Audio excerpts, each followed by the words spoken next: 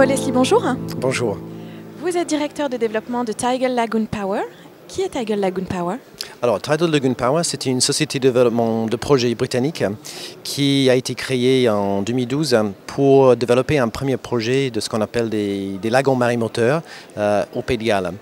Donc, un lagon marin-moteur, c'est quoi? C'est tout simplement une digue qui est construite en mer, mais qui est reliée à la côte, à ses deux extrémités, et qui permet de produire de l'électricité grâce au simple mouvement des marées.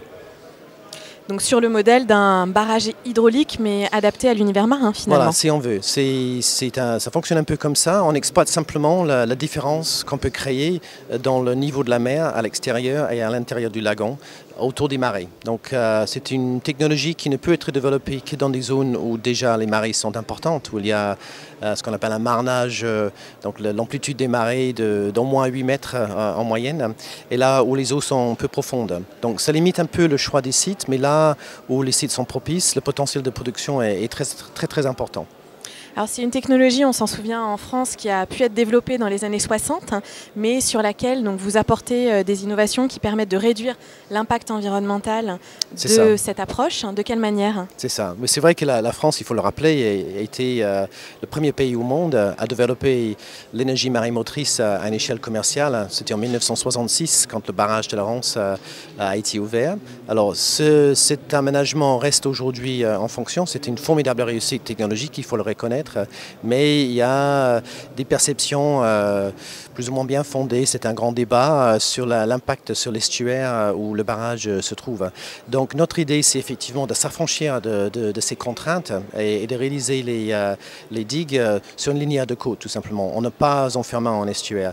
Et à partir de ce moment-là, il est quand même plus facile, entre guillemets, de gérer les impacts sur l'environnement. Et on peut même en fait travailler au niveau de l'ingénierie, la forme de la digue et son fonctionnement pour essayer d'avoir un impact positif sur les écosystèmes et pour l'environnement. Et ce qui permet également d'avoir une technologie qui s'adapte à tous les usages et qui respecte aussi tous les usagers du lagon. C'est ça, déjà les usagers existants et pourquoi pas les usagers futurs, parce que finalement on crée une grande retenue d'eau.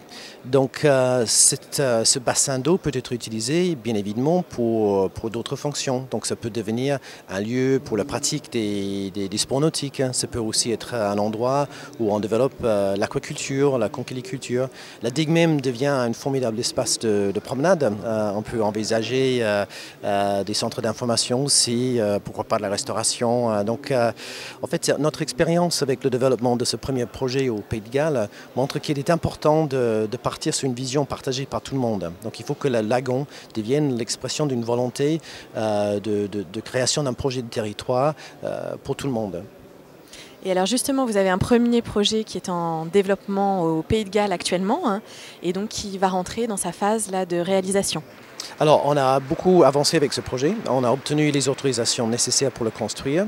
Donc, on est maintenant dans une phase qui est un petit peu plus compliquée, qui consiste à déterminer le tarif d'achat de l'électricité. Donc, il y a eu quelques discussions avec le gouvernement britannique qui n'ont pas abouti l'année dernière. Donc là, on est en train de rebâtir le modèle commercial justement pour le site pour pouvoir passer en phase de réalisation. Donc, il n'y a pas une date précise pour l'instant pour lancer le chantier, mais on y travaille.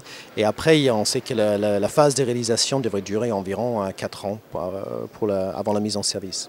Donc ce projet qui se situe dans la ville de Swansea, vous pouvez nous redonner un petit peu ses contours? Oui, alors Swansea c'est une ville dans le sud du Pays de Galles, donc c'est l'estuaire du Severn.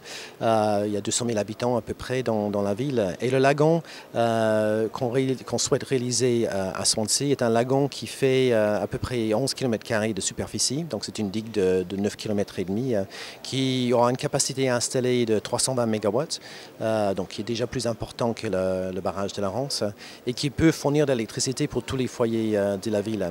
Mais ce projet était toujours censé être un peu le précurseur pour une série de lagons beaucoup plus grands à d'autres endroits au Royaume-Uni. Beaucoup dans le Pays de Galles, donc un peu plus loin, un peu plus vers le bout de l'estuaire, à Cardiff. Donc là, on envisage un lagon de 70 km².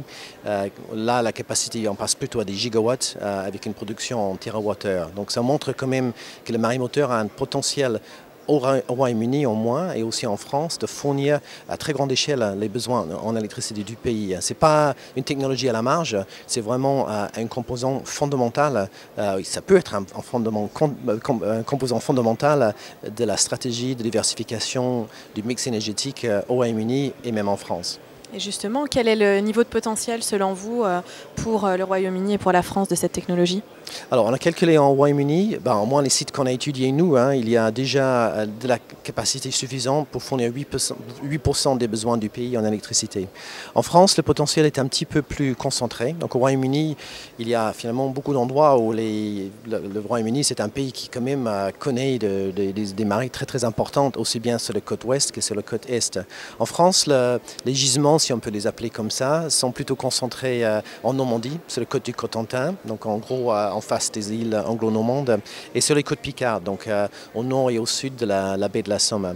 Et là, en partant sur le même modèle de lagon qu'on estime être optimal pour les conditions britanniques, on peut arriver à 15 gigawatts de capacité et 25 TWh de production annuelle. Donc là, qui équivaut à peu près à 5% de la production totale de l'électricité en France.